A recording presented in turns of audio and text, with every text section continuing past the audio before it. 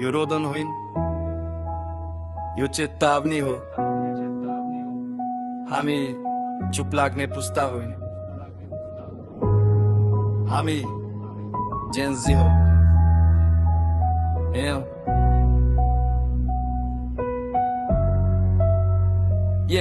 हामी मोबाइलमा हुर्कियौं तर सडकको यथार्थ देख्यौं। खाली भाषण सुन्दै आयौं, काम चाहिँ कहिले देखेनौ। अस्पतालमा बेड छैन, औषधि छैन, ट्र्याक्टर छैन, खबर आउँछ मान्छे मर्यो कारण सिस्टम नै छैन। बाढी आयो, पहिरो गयो, तयारी शून्य, योजना शून्य। फेसबुकमा श्रद्धाञ्जली तर गल्ती कसको मन्ने मन्ने।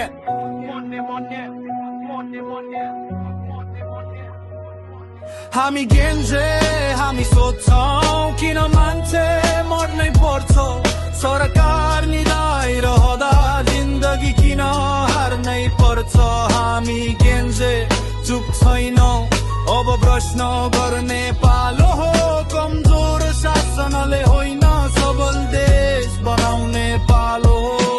रोजगारी छैन, आशा बेचेर टिकटक काट्छौं। देश छोड्नु बाध्यता भयो, भविष्य बोकेर उठ्छौं। भ्रष्टाचार फाइल भित्र, न्याय मितिमै मर्छ। गल्ती माथिल्लो तको सजाय तल्लोले भोग्छ। हामी टिकटक हेर्छौं भनेर हामीलाई हल्का नठान। हामीले सिस्टम पढेका छौं, गल्ती कहाँ छ राम्रो जान्छौं। ट्याक्कै पहिचानो, यो आत्महत्या होइन, यो हत्या हो लापरवाहीको।